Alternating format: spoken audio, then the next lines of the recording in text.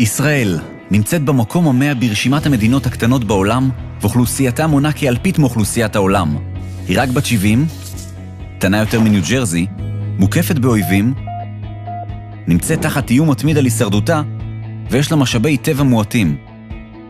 למרות זאת, ישראל היא המדינה היחידה בהיסטוריה שהקימה לתחייה שפה לא מדוברת. מאז היווסדה, ישראל נמצאת במקום השני באחוז הזוכים בפרס נובל ביחס לגודל האוכלוסייה. למרות שהעם היהודי הוא רק 0.2% מכלל אוכלוסיית העולם, היהודים קיבלו 22% מפרסי נובל, המהווים שיעור בלתי נתפס של 11,250% ביחס לשיעור הצפוי. ישראל היא המדינה היחידה שנכנסה למאה ה-21 עם עלייה במספר העצים שבה, עובדה שמדהימה אף יותר לאור זאת שמדובר באזור שרובו מדברי. למעלה מ-90% מהבתים בישראל משתמשים באנרגיה סולרית לחימום המים, האחוז הגבוה ביותר מכל מדינות העולם. חברות ישראליות מייצרות את מתקן ייצור האנרגיה הסולרית הגדול בעולם.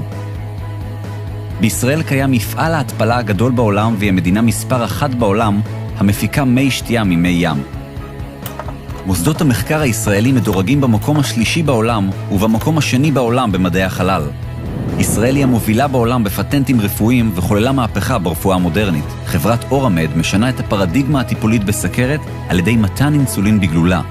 ריווק מאפשר למשותקים בארבעת גפיהם לחזור ללכת. אורקה מאפשרת לעיוורים ראייה וירטואלית. לישראל יש יותר פטנטים רשומים מאשר ארצות הברית, רוסיה, הודו וסין ביחד, שאוכלוסייתם גדולה פי 300 מאוכלוסיית ישראל.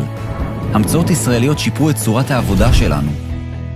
ההדפסה, הנסיעה, הקריאה, האכילה, השתייה, הדיבור, הפעילות הגופנית שלנו, ואפילו את אופן המשחק שלנו. ישראל היא הדמוקרטיה הליברלית היחידה במזרח התיכון כולו, והמפלגה השלישית בגודלה בה היא בדרך כלל המפלגה הערבית. ישראל סיפקה סיוע הומניטרי ושירותי הצלה ליותר מ-140 מדינות, אפילו למדינות המסרבות להכיר בעזרתה, כגון סוריה ולבנון. לפי ה-OECD, ישראל היא במקום השלישי ברשימת המדינות המשכילות בעולם. ישראל נמצאת במקום השני מבין המדינות עם מספר הספרים החדשים הגבוה ביותר ביחס לגודל האוכלוסייה. ישראל נמצאת במקום השלישי באחוז הגבוה ביותר של נשים יזמיות בעולם. ובשנת 1969, ישראל בחרה בגולדה מאיר, האישה השנייה בהיסטוריה המודרנית שנבחרה לכהן כראש ממשלה.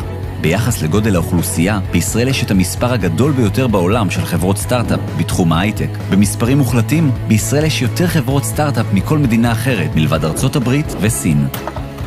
ישראל היא המדינה היחידה שבה חזרו הילידים לארץ מולדתם אחרי 2000 שנות גלות. יש 26 מדינות מוסלמיות בעולם ו18 מדינות נוצריות, אולם יש רק מדינה יהודית אחת. ישראל, מקום קטן שיוצר הבדל גדול.